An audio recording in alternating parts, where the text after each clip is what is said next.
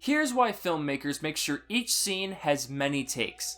Lighting, acting, and sound are all important aspects of filmmaking. Simultaneously, directors must capture the scene from several viewpoints, trying to find that perfect shot. Actors and directors will experiment with line delivery, camera angles, lighting, everything during performances. However, in some cases, actors improvise, and directors let them go without saying cut. Unexpected events can occur during a take, and these errors sometimes end up on the film. A director may call cut to reshoot a scene if an actor makes a mistake, but a director may also keep a scene going regardless of what happens. A talented actor will sometimes exploit their mistakes and keep on performing. Because actors are so involved in their characters, they often improvise and do actions not in the script. Many memorable actor slides have been recorded on video over the years, and not all of them were exactly intentional. So let's look at some performers' blunders that made it into the final film. Number 9 is from Scent of a Woman, when Al Pacino trips over a garbage can. Al Pacino delivers one of his finest performances as Lieutenant Colonel Frank Slade in Scent of a Woman. Pacino is known for being a method actor, and his acting in this film was no exception. In one particular scene, Frank is walking down a Manhattan street with his caretaker, Charlie, played by Chris O'Donnell, and he abruptly walks into a garbage can and tumbles to the ground. Pacino wanted to portray a blind man realistically, so he learned how to limit his vision while performing. Running into the garbage can was completely unexpected. Number 8 is How the Grinch Stole Christmas, the tablecloth scene. In Ron Howard's adaptation of How the Grinch Stole Christmas, Jim Carrey plays the lead role of the Grinch. In one particular scene, the Grinch pulls a tablecloth from beneath a pile of dishes, leaving all the dishes still on the table. In the original script, the dishes were supposed to fly off with the tablecloth. Carrey improvises and goes back to knock over all the dishes and even the table himself, giving us one hilarious scene. Number 7 is from The Hateful Eight, the guitar smash. An improvised yet somewhat tragic scene made it into the final cut of The Hateful Eight.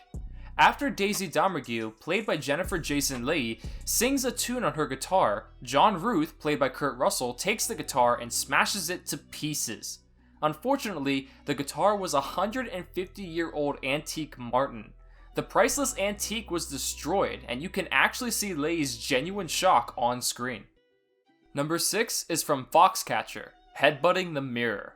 In Foxcatcher, based on the true tragic story of John DuPont and the Foxcatcher wrestling team, Channing Tatum gives a phenomenal performance of Mark Schultz. In one scene where Schultz is having a nervous breakdown, he begins to smash his head into a mirror several times. This moment was totally unscripted and was a result of Tatum improvising his performance. Tatum actually cut himself during the take, but luckily he came out okay. Number 5 is from Guardians of the Galaxy, when Star-Lord drops the orb. Chris Pratt plays Star-Lord in Guardians of the Galaxy, as well as in other films in the Marvel Cinematic Universe. In the original Guardians of the Galaxy, there's a scene where Star-Lord is holding the orb, one of the most precious objects in the universe. Star-Lord then goes on to drop the orb. This scene was a complete accident and not in the original script. Luckily, Pratt went with it, and the action matched the personality of his character perfectly. Number 4 is from the Titanic, The Bed Line. In this iconic scene in the Titanic, Jack, played by Leonardo DiCaprio, draws a portrait of a nude Rose, played by Kate Winslet, and there was actually a dialogue mistake that made it into the final cut. When Rose takes off her clothes, Jack says, "over on the bed, the couch." The original dialogue was supposed to be just "over the couch." The mistake worked so perfectly in the scene, and James Cameron happened to love it, so it stayed. Number 3 is from Zoolander. The line, "but why male models?" A hilarious moment in Zoolander was a result of Ben Stiller forgetting his lines. After a hand model, played by David Duchovny, delivers a long monologue describing why male models are being used as assassins, Derek Zoolander asks, "but why male models?" Zoolander had just asked that question right before the monologue. Luckily, Duchovny goes with the moment and delivers a line of genuine confusion. Number 2 is from Star Wars Episode 4, A New Hope, when a stormtrooper bumps his head. This scene in Star Wars Episode 4 has become famous in pop culture. You may have seen GIFs of the moment circulating the web. In the scene, we watch a fleet of stormtroopers march into a control room, and one of them hilariously bumps their head on the door ceiling. It's a very quick moment and you have to look closely, but it is unquestionably hilarious.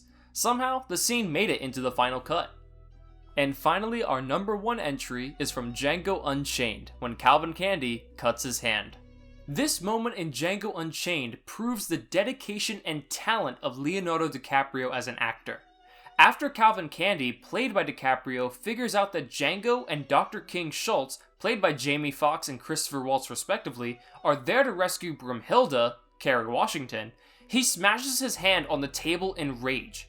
DiCaprio actually cut his hand on some glass, and instead of seeking medical treatment, he decided to keep going with the scene despite his bloodied hand. Tarantino kept the moment in the film, and many would argue that it adds to the insanity of Candie's character. So there you have it, folks. Did you like today's video? Let us know down in the comments below which of these blunders actually surprised you. With this though, we're going to wrap up the video, so if you enjoyed it, please make sure to hit the like button and subscribe for more incredible videos like this one.